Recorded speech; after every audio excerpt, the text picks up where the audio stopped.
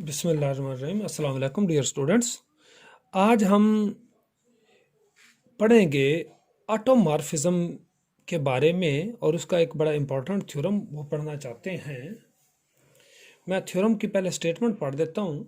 The set of all ऑटोमॉर्फिज्म्स, इसको denote करते हैं ए जी से। बाज़ ऑथर्स इसको ऐसे भी डिनोट कर सकते हैं AUT, ऑटोमॉर्फिज्म ऑफ जी, इस तरह भी डिनोट किया जा सकता है।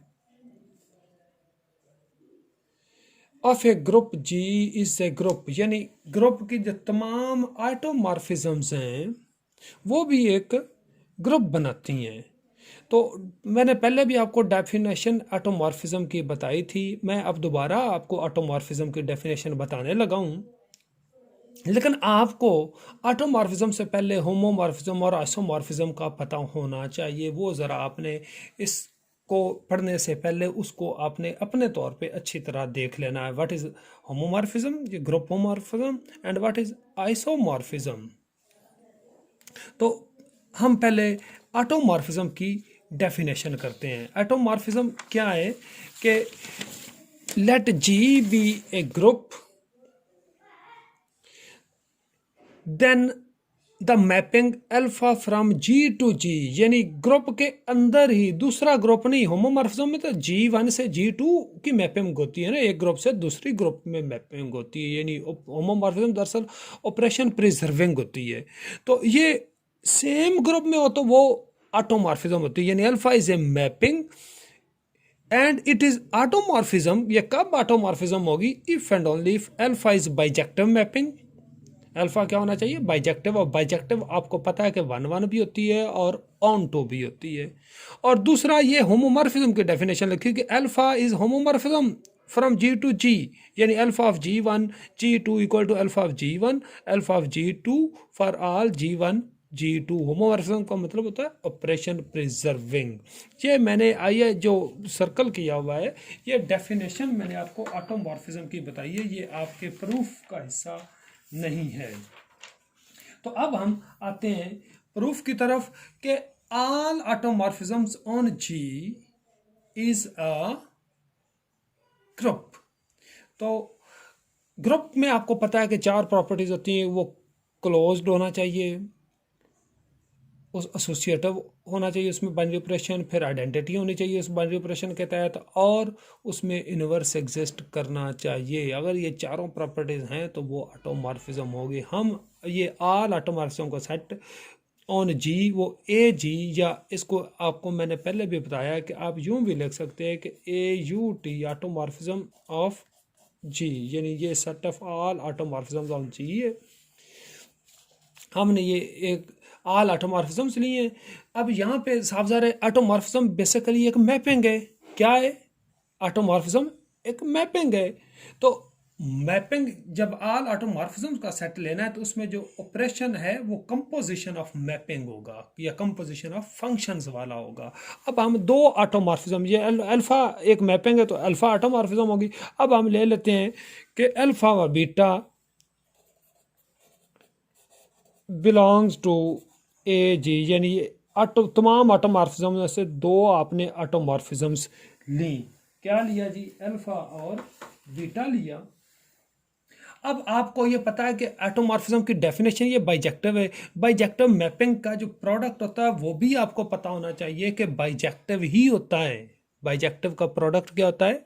वो भी बाइजेक्टिव होता है। मैं यहाँ पे लिख देता हूँ, यानी product of bijective is bijective। Okay, तो अब आपने दो बाइजेक्टिव मैपिंग्स या ऑटोमॉर्फिज्म्स लिए हैं, हमने ऑटोमॉर्फिज्म्स लिए हैं। अब इनका जो प्रोडक्ट है यानी अल्फा बीटा, तो बीटा अल्फा या alpha beta is also bijective. ये आपका जहन में होना चाहिए। अब ज़रा हम जी बीटा अल्फा को देख लेते हैं कि ये होमोमॉर्फिज्म बनती है कि नहीं बनती। बीटा अल्फा यानी बाइजेक्टिव भी हो और ये भी होना चाहिए ऑपरेशन प्रिजर्विंग। अब बीटा अल्फा पे देखते हैं कि ये ऑपरेशन प्रिजर्विंग है कि नहीं है। तो beta alpha G1 G2, where G1 G2 किसके एलिमेंट्स हैं? ये जी के एलिमेंट्स हैं। तो कंपोजिशन ये है कि alpha of G1 G2, okay, where मैं लिख देता हूँ कि G1 G2 belongs to G। ये दोनों एलिमेंट्स किसके हैं जी? G के एलिमेंट्स हैं। अब हम देखते हैं जी बीटा, ये अल्फा G1 G2, ये अल्फा, तो ये देखें क्या है, होमोमॉर्फिज्म है। तो बीटा ऑफ, इसे आप लिख सकते हैं कि अल्फा G1 अल्फा G2, ये तो अल्फा इन दोनों पे ऑपरेट हो गया। अब बीटा ने फिर ये इन दोनों पे ऑपरेट होना, तो ये बन जाएगा beta alpha G1 beta alpha G2। तो यहाँ पे ये आपका क्या बन गया जी? ऑपरेशन प्रिजर्विंग बन गया। For all G1 G2 belongs to G। तो ये बीटा अल्फा भी मतलब बाइजेक्टिव भी हो गया, बीटा अल्फा ऑपरेशन प्रिजर्विंग भी हो गया है यहाँ पर। जब ये ऑपरेशन प्रिजर्विंग भी हो गया तो इसका मतलब कि बीटा अल्फा भी एक ऑटोमॉर्फिज्म है। क्या है कि बीटा अल्फा किस में आ गया? ऑटोमॉर्फिज्म हो गया, यानी ए जी में आ गया। इसका मतलब ये हुआ कि ए जी यानी set of all automorphism is closed under the, किसके अंडर? Composition of mappings. तो ये आपने अभी क्या किया है कि उसकी एक प्रॉपर्टी की है क्लोजर की। अब हम फर्दर देखते हैं कि ये एसोसिएटिव है या नहीं है। तो ऑब्वियसली ये तो एसोसिएटिव जो केस है ना, कि associative case is obvious, associative case is obvious.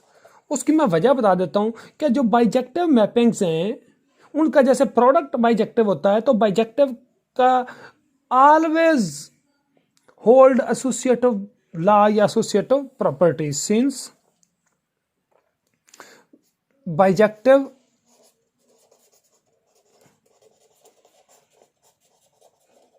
Mappings obey the associative law या एसोसिएटिव प्रॉपर्टी। इसका मतलब ये हुआ कि associative case is obvious in automorphism of G, यानी ए जी में एसोसिएटिव है। दो प्रॉपर्टी हो गई जी। अब आ जाते हैं जी तीसरी हमारी प्रॉपर्टी क्या है?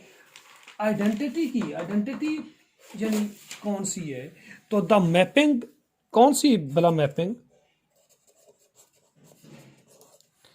आई फ्रॉम जी टू जी, ये जो मैपिंग है ये आइडेंटिटी है, इज द आइडेंटिटी। ये कैसे है कि I of G equal to G for all G belongs to G. ठीक हो गया जी। और ये क्या है? ये बाइजेक्टिव भी है, इज आल्सो बाइजेक्टिव। अब ये भी देख लें कि ये ऑपरेशन प्रिजर्विंग है कि नहीं है। अब हम ये देख लेते हैं कि आई ऑफ G1 G2, इसे हम लिख सकते हैं कि I of G1 into I of G2। तो आई ऑफ G1 ये G1 हो गया, ये क्या हो गया जी? G2 हो गया। तो ये इसका ये मतलब हुआ कि जो आइडेंटिटी है ये ऑटोमॉर्फिज्म भी हो गई। ये क्या है? ऑटोमॉर्फिज्म है। अब ये आप कोई भी since as for all alpha, alpha belongs to A G, यानी कोई ऑटोमॉर्फिज्म से कोई एक ऑटोमॉर्फिज्म है उसको आई से अगर आप ऑपरेट करें, I alpha equal to alpha equal to alpha I. इसको अब मैं आपको भेज रहा हूँ, इसकी डिटेल मज़ीद भी आप देख सकते हैं। तो ये आइडेंटिटी भी आपके पास आ चुकी है। ये हो गई जी आपके तीन प्रॉपर्टी। अब चौथी प्रॉपर्टी कौन सी रह गई है? वो है जी इनवर्स वाली। चौथी प्रॉपर्टी कौन सी रह गई है जी आपके पास? इनवर्स वाली। तो इनवर्स वाली देखते हैं कि for all alpha belong to A G, यानी ऑटोमॉर्फिज्म। अब अल्फा एक ऑटोमॉर्फिज्म है, इसका मतलब बाइजेक्टिव तो है। तो हर बाइजेक्टिव का आपको पता है कि इनवर्स भी बाइजेक्टिव होता है। जैसे इन बाइजेक्टिव का प्रोडक्ट बाइजेक्टिव है, बाइजेक्टिव एसोसिएटिव को वे करते हैं, बाइजेक्टिव का इनवर्स भी बाइजेक्टिव होता है। There exist alpha inverse in A G, वो भी है। उसकी मैं लॉजिक बता देता हूं कि since inverse of bijective mapping is also bijective। ये लॉजिक है जी कि बाइजेक्टिव का जो इनवर्स है वो भी क्या होता है, बाइजेक्टिव होता है। अब ये देखना है कि इन अल्फा इनवर्स ऑपरेशन प्रिजर्विंग है या नहीं है। ये देख लेते हैं। अल्फा इनवर्स G1 G2, ये आप लिख सकते हैं इसे कि अल्फा इनवर्स, यहाँ पे एक I G1 G2 डाल देते हैं। I से कोई फ़र्क नहीं पड़ता, यहाँ से एक हमें रिजल्ट मिल जाएगा। I को फिर आप अल्फा इनवर्स लिख सकते हैं, ये I ही लिखा हुआ है। G1 G2 यूँ आप लिख सकते हैं। तो ये अल्फा इनवर्स, पहले अल्फा इनवर्स इन दोनों पे अप्लाई होगा और बाद में ये अल्फा अप्लाई होकर ये आप जैसे आपने क्लोजर का लॉ अप्लाई किया था, तो ये अल्फा इनवर्स G1 हो जाएगा। फिर अल्फा इनवर्स, मैंने एक स्टेप यहाँ पे ना स्किप कर दिया है, तो वो अब जो क्लोजर वाला था आपने उसको यहाँ पे दरअसल ये वाला स्टेप यहाँ से ये बीटा वाला ये यहाँ से ये मैं डायरेक्ट में लिख दिया, ये दरमियान वाला स्किप किया है, तो ये बन गया जी। तो इसे आप फर्दर क्या लिख सकते हैं कि अल्फा इनवर्स अल्फा ये पहले लिख देते और इधर अल्फा इनवर्स G1 आ गया जी। फिर ये अल्फा इनवर्स अल्फा ये आ गया और अल्फा इनवर्स G2 आ गया। ये आपको पता आई है, तो ये आई क्या है जी, मैं इधर लिख देता हूँ। ये अल्फा इनवर्स क्या है जी, आई। ये मैं इधर ज़रा लिख रहा हूँ, I equal to alpha inverse, ये हमने लिख दिया जी। अंडरस्टूड हो गया ना, अल्फा इनवर्स इक्वल टू आई। तो आई का मतलब ये ख़त्म हो गया। तो ये अल्फा इनवर्स G1, यहाँ पे भी अल्फा इनवर्स G2, यहाँ पे क्या था अल्फा इनवर्स G1 G2। तो ये क्या हो गया जी, ऑपरेशन प्रिजर्विंग यहाँ तक प्रूव हो चुका है। तो अब ये चारों प्रॉपर्टीज आप इसमें प्रूव कर चुके हैं। तो इसका मतलब ये क्या हुआ कि इनवर्स एग्जिस्ट करता है। तो यानी अ सेट ऑफ ऑल ऑटोमॉर्फिज्म्स, यानी A ji is a group किसके तहत है, under the operation of composition of mappings. तो उसके बाद हम इसके कुछ और ऑटोमॉर्फिज्म, इनर मॉर्फिज्म और आउटर मॉर्फिज्म्स के बारे में पढ़ेंगे नेक्स्ट लेक्चर्स में। तो मैं आपको दोबारा कह रहा हूं कि होमोमॉर्फिज्म आइसोमॉर्फिज्म्स को भी आपने अच्छी तरह देखना है। मैं आपको नेक्स्ट लेक्चर में ऑटोमॉर्फिज्म्स के बारे में कुछ एग्जांपल्स भी दूंगा। Thank you ji.